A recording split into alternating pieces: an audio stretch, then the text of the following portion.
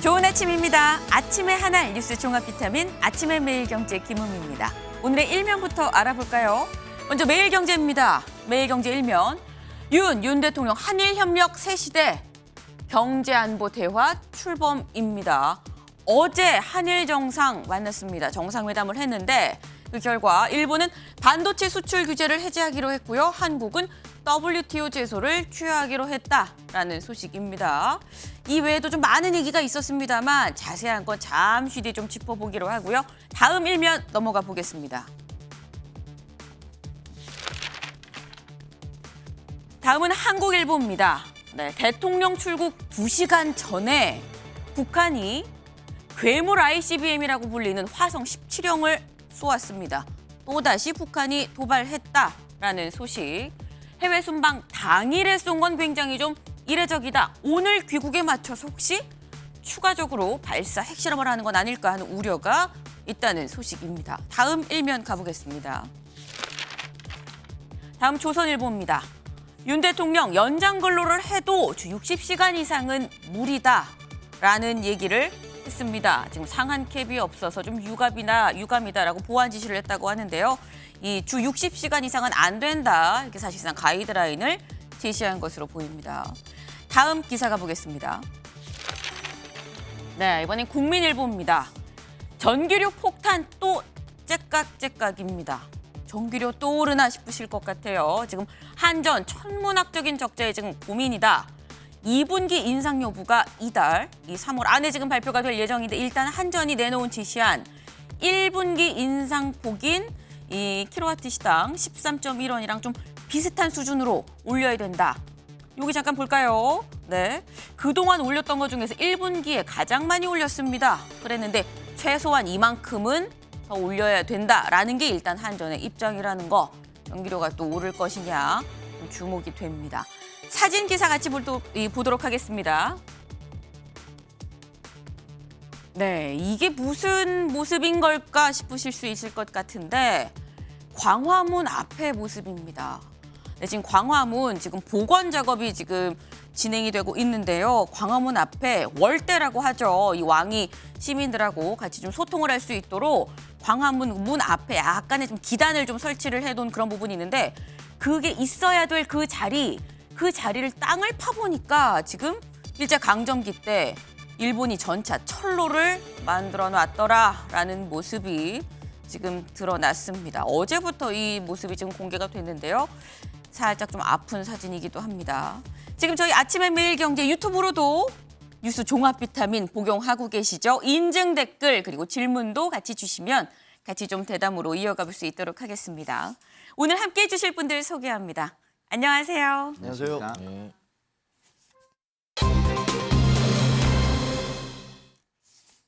네, 첫 번째 키워드 시작, 끝. 시작인지 끝인지 잘 모르겠다. 지금 둘 다 물음표가 붙어 있습니다. 기사 만나보겠습니다. 세계일보입니다. 셔틀 외교 복원한 한일 정상 새 시대 열겠다. 네. 자, 여기 보시면 지금 웃으면서 지금 악수를 하고 있는 두 한일 정상의 모습이 보입니다. 어제 있었던 이 정상회담 모습인 건데 두 정상 수시로 만나서 소통을 하기로 했다. 지소미아 완전 정상화, 또 새 경제 안보 협의체를 발족하기도 했다라고 얘기를 했는데요. 네, 다음 기사 마저 이어서 좀 보도록 하겠습니다. 네, 여기 다시 나옵니다. 지소미아 한일 군사정보보호협정을 완전히 정상화하기로 했다. 일본은 수출 규제를 해제하고 한국은 WTO 제소를 철회하기로 했다. 어제 두 정상 뭐라고 얘기했는지 들어보고 와야겠죠. 들어보고 오겠습니다. 우리 한국의 국익은 일본의 국익과 제로섬 관계가 아닙니다. 저는 윈윈할 수 있는 국익이라고 생각합니다. 그런 차원에서 저도 조금 전 정상회담에서 우리 지소미아 완전 정상화를 선언했습니다. 3月6日に発表されたその韓国政府による措置を2018年の大法院判決により非常に厳しい状況にあった日韓関係を健全な関係に戻すためのものとして評価をしています。 네, 지금 두 정상이 주고받은 내용, 뭐 주거니 받거니 좀 분위기가 좋아 보입니다. 일단 그래서 구체적으로 무슨 내용이 지금 논의가 됐는지 여기 지금 표로 좀 나와 있습니다. 한일 정상 주요 내용 일단 안보 부분에 있어서 지소미아를 좀 완전히 정상화하기로 했다. 국가안전보장회의 차원의 한일 경제 안보 대화를 출범하기로 했다라는 소식. 그리고 경제적인 측면에서 일본 반도체 세계 품목에 대해서 수출 규제 조치를 해제하기로 했다. 한국은 WTO 제소를 취하하기로 했다. 근데 화이트리스트는 일단 배제가 돼 있습니다. 그 정상 간 교류, 한일 정상 셔틀 외교가 다시 재개가 됐다라는 소식입니다. 지금 반복적으로 나오는 게 일단 지소미아 한일의 군사정보보호협정 이 얘기가 지금 계속 반복적으로 나오고 있는데 오늘 저희가 또 전문가를 모셨습니다. 최은미 위원님. 지소미아가 지금 뭐 완전히 정상화가 됐다라고 얘기를 했습니다. 그런데 사실 어제도 또 북한이 미사일을 쐈거든요. 이게 정상화가 되면 그럼 이전이랑 뭐가 어떻게 달라지는 것이냐? 뭐가 달라질까요? 네, 우선 지소미아 한일 군사정보보호협정 관련해서는 기존에 안 하고 있었던 건 아니고요. 조건부 유예라는 상태로 연장이 되고 있었습니다. 네. 2019년도에 이런 조치를 좀 취했고 다만 이제 완전 정상화라고 표현을 했던 게 아마 그 여태까지의 상황을 나타내는 거라고 보는데요. 네. 조건부 유예라고 하는 그 조건을 떼는 거죠. 그래서 기존에 하고 있던 대로 네. 그 한일 간의 군사정보 보호 협정을 유지를 하는데 앞에 있었던 조건을 뗀 것이고 사실상 크게 달라진 것은 없다. 원래 있었던 그 불안정한 상태에서 네. 안정적인 상태로 돌아가는 것이다. 이렇게 볼 수 있겠습니다. 안정적인 상태로 좀 돌아가는 것이다. 그럼 북한이 미사일을 쏘면 그럼 뭐 일본이랑 무슨 정보를 주고받게 되는 겁니까? 그때는 이제 그 미사일 쏜 것에 대한 정보를 서로 한국이 취할 수 있는 정보와 일본이 취할 수 있는 정보가 다를 수 있기 때문에 네. 이 부분을 서로 이제 사후에 교류를 하는 거죠. 그래서 어떠한 뭐 미사일 능력이라든지 이런 부분에 대해서 양국 간에 정보를 교류를 하고 이에 대한 대비를 하는 거라고 볼 수 있겠습니다. 일본이 알고 있는 뭐 이번에 북한이 쏜 뭐 거리, 재원 등등이 뭔지 뭐 이런 부분에 대해서 한일과 좀 정보를 서로 좀 교류를 한다. 쏜 시각 등등이 좀 교류가 될 수 있을 것으로 보인다는 말씀인 건데 또 하나 나온 게 좀 수출 규제 해제 얘기가 나옵니다. 최은미 위원님. 이게 지금 44개월 만입니다. 지금 한 3년 8개월쯤 되나요? 44개월 만에 지금 수출 규제가 해제가 되는 건데 이게 너무 오랜만에 해제가 되다 보니까 44개월 동안 이미 다변화할 만큼 다 다변화한 거 아니야라고 생각이 들기도 하거든요. 어떻게 보세요?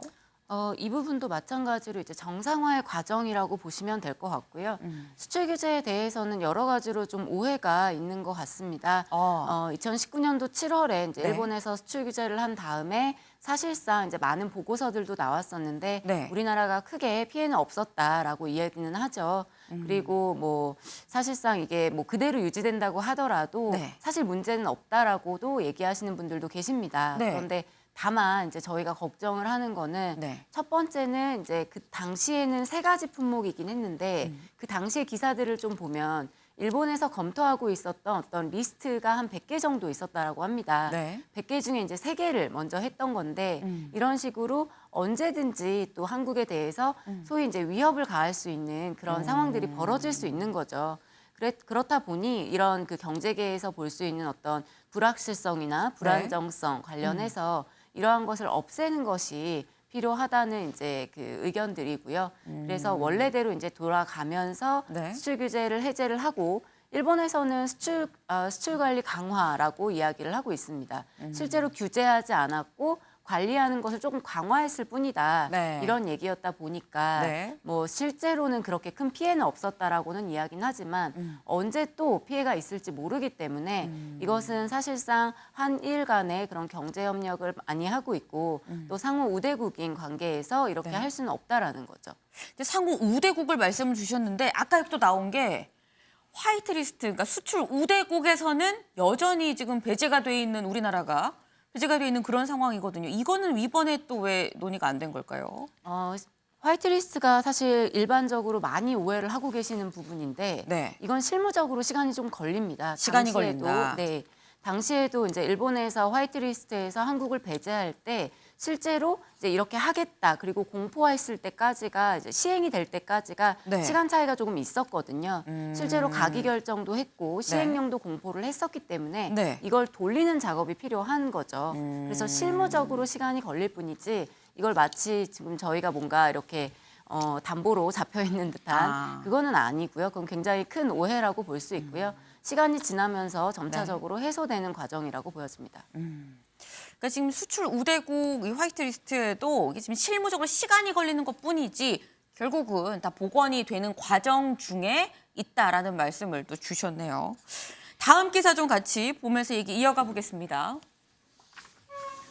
쌍따옴표가 붙어 있습니다. 좀 누군가 얘기를 한 거죠. 기시다, 윤 대통령의 위안부 합의 착실한 이행을 요청을 했다라고 교도통신이 지금 정부 관계자를 인용해서 보도를 했습니다. 지금 앞서서 정부가 발표한 건 강제동원에 대한 이 해법 부분이었었는데 위안부 문제는 들어있지 않았습니다. 근데 이번에 다시 위안부 얘기가 좀 새롭게 나온 그런 상황입니다. 지금 대통령실 확인 요청에 즉답을 피했다. 여기 지금 밑줄 같이 볼까요?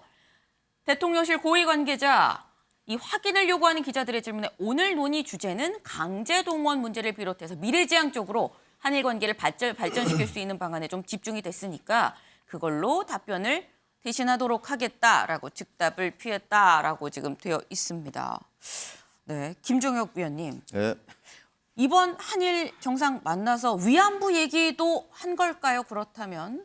아니, 교도통신이 이렇게 보도를 했으니까 그리고 저희 대통령실에서 거기에 대한 뭐 그 공식적인 부인을 하지 않았잖아요. 네. 그러니까 그런 얘기를 했을 수는 있죠. 근데 윤 대통령이 또 기시다 총리한테 무슨 얘기를 했는지는 저희는 또 알 수는 없습니다. 아마 두 정상끼리 또 식사를 하면서는 더 깊은 얘기를 서로 왔다 갔다 하지 않았을까 생각이 드는데 네. 기시다 총리가 저렇게 얘기하는 건 이해는 돼요. 왜냐하면 본인이 그때 당시에 그 화해와 치유재단 만들 때 당시 윤병세 우리 외교부 장관하고 할 때 그때 이제 그 책임자였으니까 네. 그런 주장을 할 수는 있겠죠. 네. 그러나 뭐 저분이 저렇게 얘기한다고 그래서 우리가 다 받아줘야 되는 것도 아니니까 그런 부분들에 대해서 너무 민감하게 반응할 필요는 없다고 생각을 합니다. 너무 민감하게 반응할 필요는 없다. 하지만 얘기는 나왔으니까 또 교도통신이 쓴 거 아니겠느냐라고 말씀을 주셨는데 김효임 위원장님. 위안부 문제에 대해서는 사실 지금 강제동원 이 문제에 대한 해법 얘기 나온 것도 국민 여론이 약간 갈리고 있는 상황인 건데 위안부 얘기는 사실 다루기 좀 어떻게 보면 뜨거운 감자기도 합니다. 어떻게 보세요?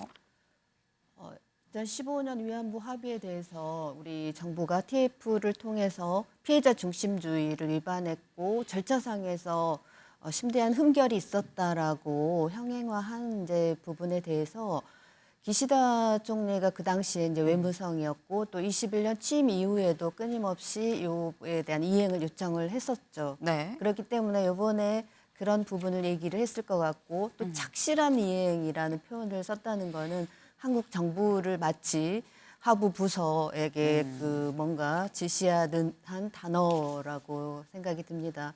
우리가 강제동원에 대한 어떤 그 원칙과 우리가 우리의 입장이 제대로 그 표현되지 않음으로 인해서 앞으로 위안부부터 시작해서 일본의 역사 수정주의 그리고 우리 한국의 입장에서 보면은 역사적인 피해, 식민 지배에 대한 피해 문제에 대한 문제들이 끊임없이 나올 수밖에 없는 상황인 것 같습니다. 네. 아니, 지금 뭐 위안부 얘기도 나온 것 같은 그런 지금 정황이 보이는데 일단 양국이 미래를 생각해서 일단 빗장을 풀고 한 발을 좀 내디뎠습니다. 그래서 만든 게 지금 미래기금 20억 원을 지금 만들겠다라고 지금 얘기를 했는데 근데 김상일 위원님. 네. 이 미래기금을 만드는 데 있어서 피고 기업이 네. 참여를 한다라는 보도가 사실 솔솔 나왔었거든요. 방일 전에. 네. 근데 좀 불투명하다라는 보도도 오늘 나오더라고요. 어떻게 네. 보십니까? 그러니까 윤석열 대통령이 이번에 뭐 네. 전향적인 어떤 자세를 취한 거에 비해서 일본이 지금 호응하는 것은 이것뿐만 아니라 모든 게 불투명해요. 지금. 그러니까 가장 기본적인 역사에 대한 반성 의식 이거 자체도 역대 내각의 입장을 계승한다. 뭐 이렇게 애매하잖아요. 이거 투명합니까? 저는 굉장히 불투명하다고 보는데, 그러니까 기본적인 것부터 아직까지는 너무 불투명한 거예요. 그러니 그거에 수반되는 다른 것들도 네. 투명하기는 어렵겠죠. 전반적인 입장 자체가 불투명하니까. 그래서 뭐 굳이 이해를 해주려고 들면 뭐 4월 총선을 생각해서 최대한 일본이. 정치적으로 일본에 최대한 뭐 정치적으로 좀 지금은 그 리스크를 지지 않으려는 거 네. 아니냐 이렇게 좀 이해를 해주려고 노력을 해본다 하더라도 그래도 좀 한국의 입장이 그렇게 한가하지는 않은 것 같아요. 왜냐하면 지금 이게 기본적으로 대통령께서 본인의 권리를 포기한 게 아니잖아요. 타인의 권리를 포기한 거예요. 그리고 보상도 타인의 거를 갖다가 본인이 보상하겠다고 지금 하고 있는 거잖아요. 그렇기 때문에 한국에서는 이게 내부 갈등이 굉장히 커질 텐데 네. 이게 일본에서 이렇게 하고 그다음에 미국의 어떤 전향적인 또 어떤 모습이 없었을 때 이게 점점 커지지 않을까. 4월까지 가면서 이게 어떤 계기가 마련될 수 있을까. 상당히 저는 좀 불안감을 가지고 지켜보고 있는 중입니다. 네, 지금 뭐 불투명한 게 너무 많은 거 아니냐라고 말씀을 주셨습니다. 사실 뭐 다 오픈된 건 아니죠. 지금 뭐 일본 기시다 총리도 여름쯤에 다시 또 우리나라 방한을 한다라고 하니까 그때 또 뭘 들고 올지는 사실 어제 오늘 상간에 두 정상이 뭘 얘기를 하고 그 뒤에 후속 조치가 뭐가 있느냐까지 좀 같이 좀 큰 그림을 좀 봐야 될 것 같긴 한데 그래서 그럼 두 정상이 대체 무슨 이야기를 했느냐 다음 기사 좀 같이 좀 보면서 얘기를 좀 이어가 보겠습니다. 네, 일단 윤 대통령과 기시다 총리가 이례적으로 부부 동반으로 만찬을 했습니다. 지금 단독 만남을 해서 또 솔직한 대화도 했다라는 건데 사진 같이 볼까요? 지금 부부 동반으로 만난 지금 스키야키 집에서 만났다라고 하네요. 지금 여기 봅시다. 1차는 99년 된 스키야키 노포에서 좀 식사를 하고요. 2차는 윤 대통령이랑 인연이 깊은 오므라이스 집 저희도 한번 좀 다뤘었습니다. 그 뭐 128년 된 그 오므라이스 집에서 이 단독 두 정상만 또 만났다라고 하는데 공식 회담에서 못한 얘기를 나눴다. 이게 좀 포인트가 아닐까 싶네요. 지금 무슨 얘기가 갔는지는 모르겠는데 장혜찬 최고님. 이 공식 회담에서 못한 얘기 무슨 얘기를 했을까요?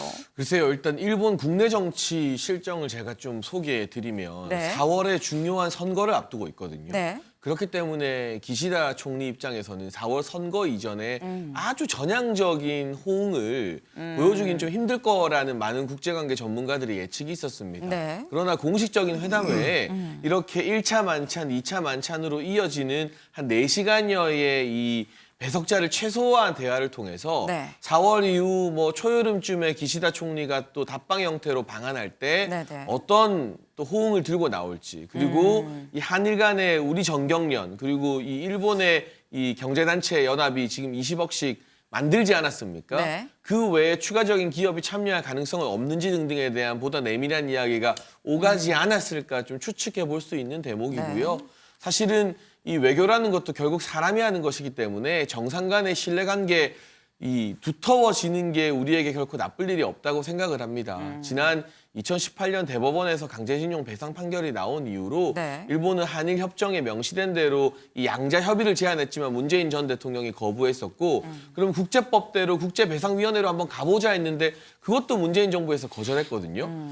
뭔가 다 안 하겠다고 하고 그냥 방치만 했던 거예요. 그걸 이제 어쨌든 다시 차근차근 복원해 나가야 되는 숙제가 윤석열 정부에게 주어졌기 때문에 지금 당장 우리 입장에서 100% 만족스러운 성과이지 않다는 것에는 저도 동의를 합니다만 셔틀 외교 복원부터 시작해서 이런 2차 만찬은 미국 정상이 왔을 때나 보던 풍경입니다. 오바마 전 대통령 이제 스시 만찬이 있었고요. 네. 바이든 대통령 왔을 때나 2차 만찬했지 미국을 제외한 다른 정상이 왔을 때 일본 총리가 1차에 이어서 2차까지 단독 만찬하는 경우는 거의 찾아보기 힘들어요. 네. 단계적으로 신뢰 회복을 통해서 또 우리가 얻어낼 것은 얻어내기 위한 교두보를 확보했다고 평가하고 싶습니다. 네.